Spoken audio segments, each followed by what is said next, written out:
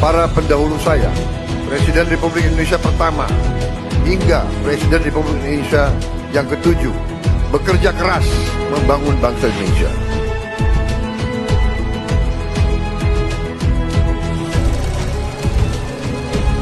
Dirgahayu Republik Indonesia. Merdeka! Merdeka! Merdeka!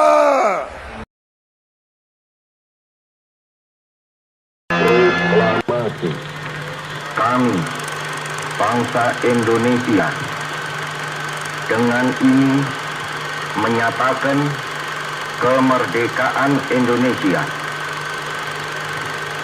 Hal-hal yang mengenai pemindahan kekuasaan dan lain-lain diselenggarakan dengan cara saksama dan dalam tempo yang sesingkat-singkatnya. Jakarta, 17 Agustus 1945, atas nama bangsa Indonesia, Soekarno-Hatta.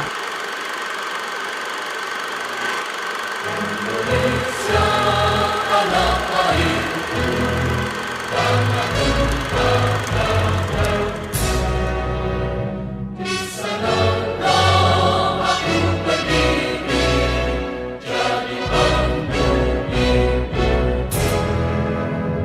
Indonesia kebangsaanku, bangsa yang tanah airku, marilah kita bersatu, Indonesia bersatu. Hiduplah tanahku, hiduplah negeriku, bangsaku, rakyatku semuanya. Bangunlah jiwanya, bangunlah badannya, untuk Indonesia Raya. Indonesia Raya, merdeka, merdeka, tanahku, negeriku yang ku cinta. Indonesia Raya, merdeka, merdeka, hiduplah Indonesia Raya. Indonesia Raya, merdeka, merdeka, tanahku, negeriku yang ku cinta.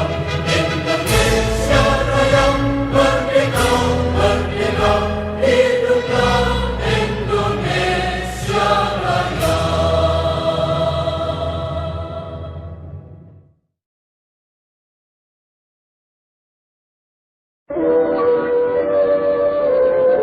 Masa 1945 hingga 1949 merupakan periode yang penuh gejolak dalam sejarah Indonesia.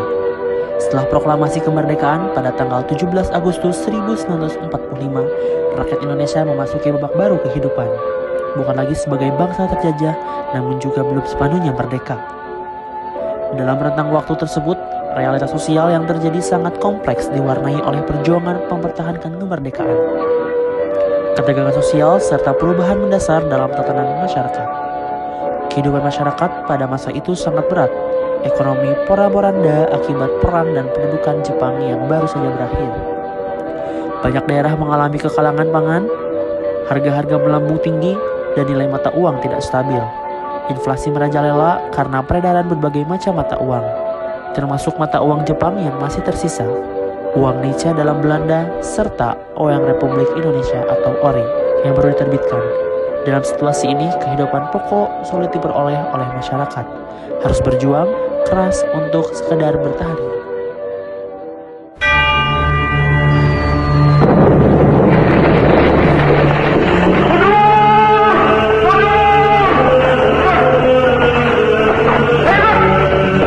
Pasca proklamasi 17 Agustus 1945, Indonesia masih menghadapi kekosongan kekuasaan karena Jepang menyerah pada sekutu. Hal ini menimbulkan konflik, perebutan kekuasaan antara rakyat, perjuangan kemerdekaan, dan pihak asing, yaitu Belanda dan sekutu. Revolusi sosial terjadi di beberapa daerah, misalnya di Sumatera Timur dan Jawa, di mana kelompok rakyat menggulingkan elit lama yang dianggap dengan kolonial, agresi militer Belanda 1 dan 2 1947 dan 1948, memunculkan ketegangan politik internasional. Di dalam negeri terjadi perpecahan antara kelompok politik, misalnya komunis versus nasionalisme dan Islam.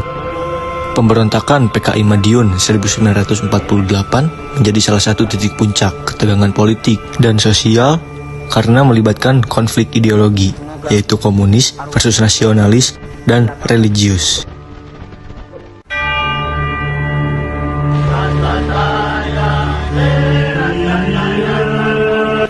Anak muda adalah motor revolusi.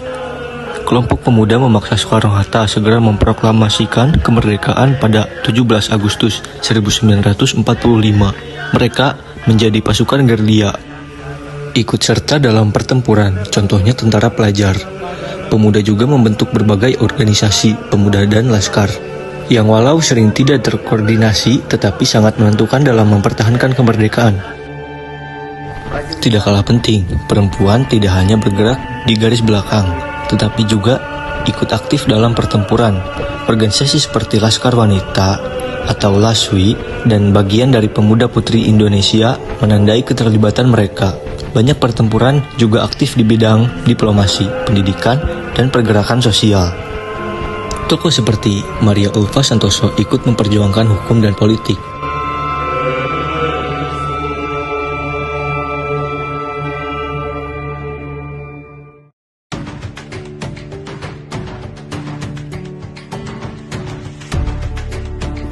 Di bawah langit yang cerah, sang merah putih berkibar gagah diiringi lantunan Indonesia Raya. Seluruh peserta berdiri tegak, dada dipenuhi rasa bangga dan syukur. Hening sejenak tercipta mengenai jasa pahlawan yang rela berkorban demi kemerdekaan. Suasana hikmat bercampur haru, seolah mengingatkan bahwa kemerdekaan bukanlah hadiah, melainkan perjuangan. Di usia ke-80 Indonesia merdeka, semangat persatuan semakin bergelora, mengajak setiap insan bangga untuk terus menjaga misi dan mencintai tanah air. Setelah itu suasana menjadi hening semua, menunduk kepala dalam doa mengenai jasa para pahlawan yang telah gugur di medan perjuangan. Teks proklamasi kemerdekaan dibaca. Suaranya tegas seakan membangkitkan ingatan bahwa kemerdekaan ini lahir dari darah dan air mata, bukan pemberian melainkan hasil perjuangan panjang.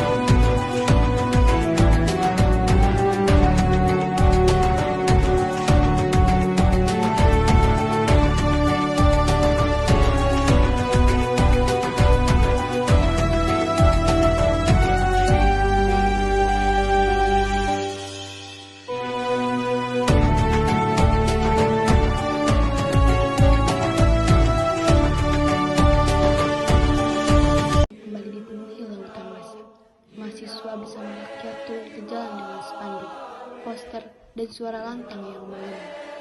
Hapus korupsi, tegakkan keadilan. Aksi demonstrasi ini bukan sekedar unjuk rasa, melainkan bentuk nyata dari suara rakyat yang selama ini terpinggirkan.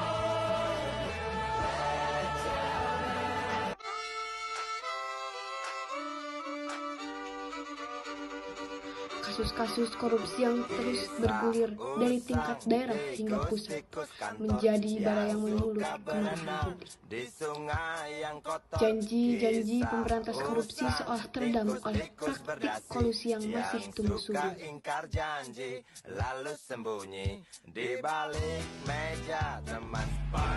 dari rakyat, pajak dari rakyat, siapa berani memakai. Tidak hanya itu, pelanggaran hak asasi manusia yang belum tuntas hingga hari ini masih menjadi luka kolektif bangsa. Dari kasus penghilangan paksa, kekerasan aparat, hingga kriminalitas aktivis, rakyat terus menuntut pertanggungjawaban yang seringkali tidak pernah dijawab.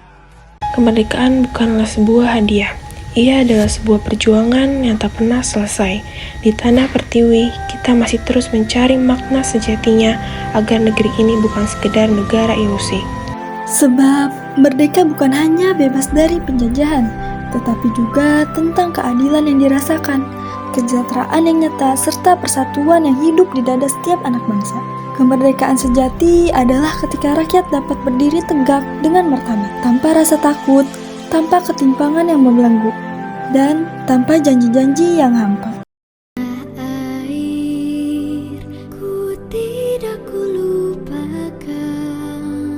Namun, di tengah kegelapan selalu ada cahaya.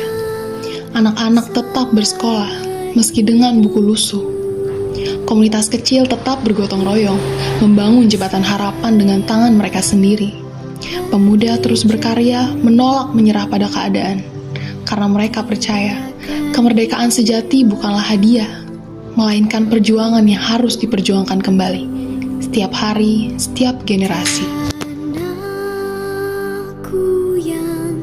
Ngebangun sekolah, dan jujur sedikit terharu ya pas selesainya, kayak mau nangis jujur.